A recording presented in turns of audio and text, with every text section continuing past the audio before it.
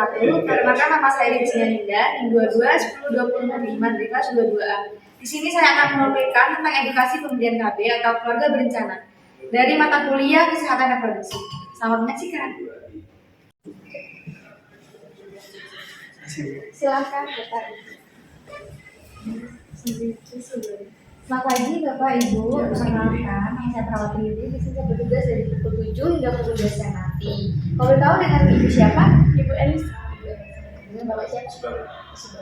Baik Bapak Ibu, apa yang bisa saya bantu? Ini saya mau masang alat kontrasepsi. Nah, karena saya sudah punya anak umur 5 bulan, saya ingin fokus ke anak saya dulu. Sebelumnya Ibu sudah umur berapa? Umur 27. Masih umur 27. Sudah anaknya sudah umur 5 bulan. Ingin menggunakan alat kontrasepsi tapi bingung ya. Baik Ibu, sebelumnya saya akan menjelaskan terlebih dahulu macam-macam alat kontrasepsi. Di sini alat kontrasepsi terbagi menjadi dua, yaitu alat yang alamiah dan yang non alamiah. Kalau yang alamiah, di sini saya memiliki tanggal atau kalender. Nah, jadi di sini Ibu bisa mengetahui masa subur Ibu. Jadi nanti setelah masa subur, Ibu untuk menghindari berhubungan dengan bapaknya.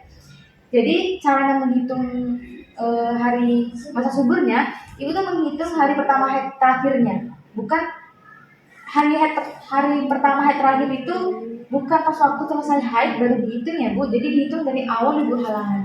Misalkan halangan di tanggal 1. Ini selesainya di tanggal 7 kan. Nah, nanti Ibu setelah dari tanggal 7 dari kira-kira subur itu 12 sampai 14 hari. Nah, Ibu kalau sudah hari ke-12 sampai ke-14, Ibu hindari untuk berhubungan. Baik. Kemudian Bu, yang KB suntik ini juga ada dua Bu, ada yang 1 bulan dan yang ada 3 bulan. Kalau yang 1 bulan itu mempengaruhi produksi ASI-nya Ibu. Kalau yang 3 bulan tidak mempengaruhi ASI tapi haidnya Ibu nanti tidak lancar, mempengaruhi menstruasinya. Jadi kadang menstruasi, kadang beberapa bulan nggak menstruasi.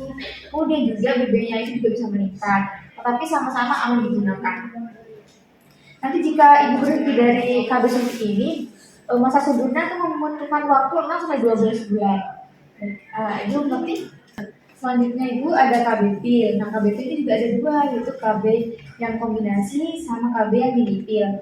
Kalau yang KB pil yang kombinasi itu mempengaruhi produksi ASI Ibu. Kemudian kalau yang mini pil tidak mempengaruhi ASI Ibu, jadi bisa memperlancar ASI-nya juga. Kemudian menstruasinya tetap lancar. Kemudian ini tidak efektif kalau tidak dipakai rutin Bu. Jadi meski sudah minum tapi pas nggak minum lagi itu nanti masih bisa kebocoran Bu. Kemudian juga efeknya mungkin bisa mual, pusing ya seperti itu di awal-awal ini. Selanjutnya itu KB iklan. Nah, KB iklan ini dipasang di bawah lengan atas Ibu. Dan ini memerlukan tenaga ahli kesehatan untuk memasangnya dan untuk melepasnya. Nah, dan KB iklan ini juga bisa menunda kehamilan 3 sampai 5 tahun. Jadi bisa lumayan lama. Jadi nggak bisa bolak-balik untuk disuka ya. Juga aman Bu. Kemudian juga tidak dapat digunakan sembarangan gitu. Tiba-tiba malas lah ke perawat pasang sendiri nggak bisa ya Bu ya. Jadi harus membutuhkan tenaga kesehatan. Kemudian juga aman untuk Ibu menyusui. Selanjutnya yang non hormonal ya Bu ya, yaitu pemasangan IUD atau spiral. Nah, nanti ini alatnya ada alat untuk dimasukkan ke dalam rahim Ibu. Nah, itu juga bisa mencegah untuk kehamilan. Jangkanya juga cukup lama Bu, 10 tahun.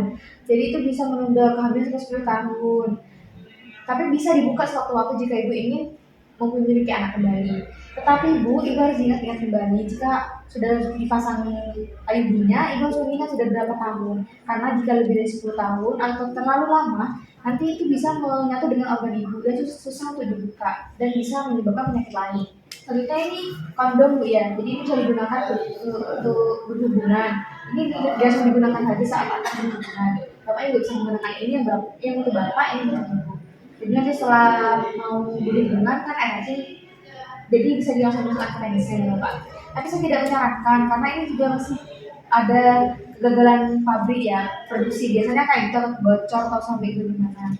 Tetapi ini juga bisa untuk mengurangi penyakit menular. Jadi bisa juga digunakan, tapi bisa dicek terlebih dahulu itu sudah terbaik atau enggak.